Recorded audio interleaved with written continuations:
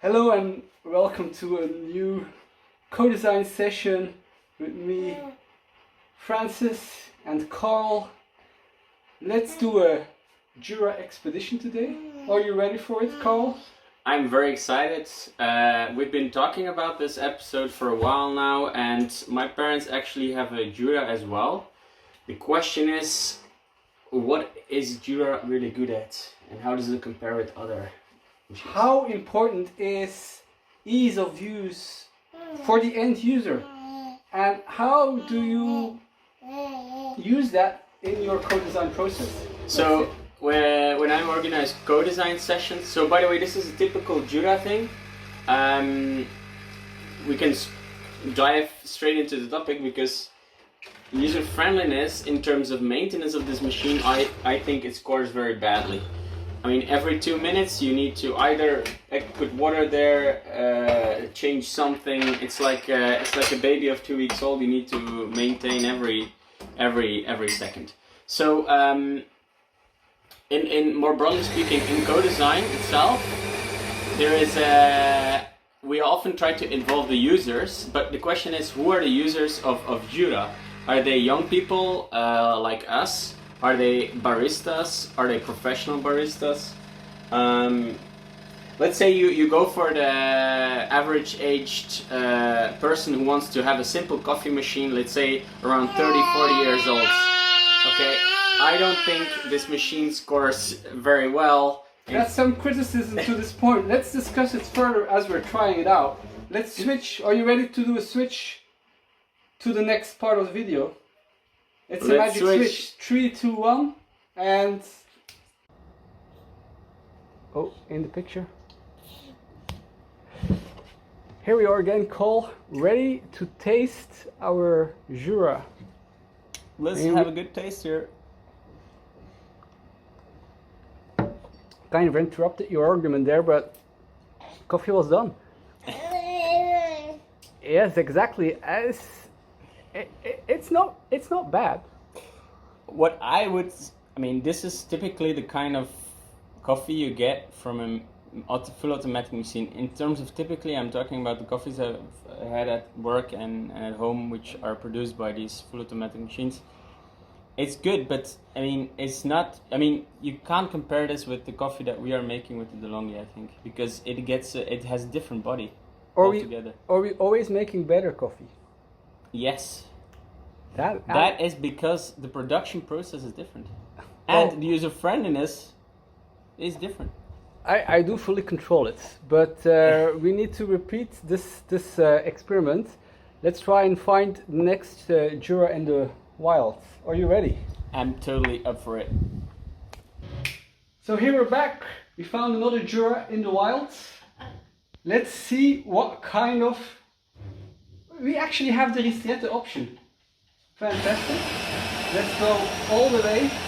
Let's try and get it at Let's try extra, the most beans, and we go for... Again for 40 milliliters. That was the same setting. Same setting as before. With so the other. let's have a look. White Jura. This is a black Jura. Does it make a difference? Aesthetically it does, because it kind of dissolves in your furniture of the kitchen. The previous kitchen, it was closely in the setting of white. Now we're in the black. Let's see if it impacts the taste. Are you ready?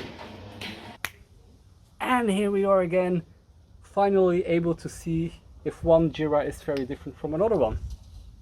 This one is Jura E8 though, and the other one is E6. E6? This ristretto setting does come with more body.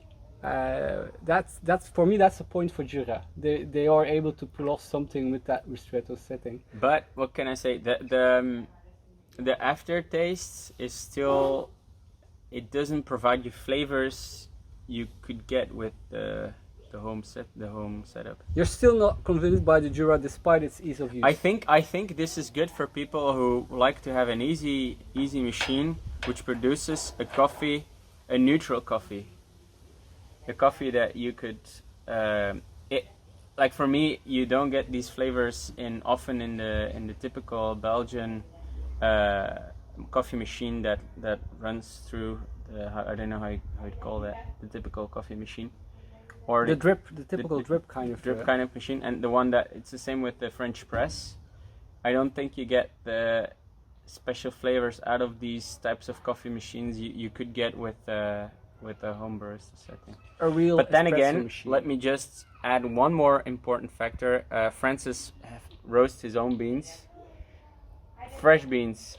And that's really the only thing you need to do to up your standard. And it's not ease of use. You need to put some effort in it. But it's the first step in getting a higher quality product to enjoy at home. I'm not convinced that Jura produces a good coffee with ease of use.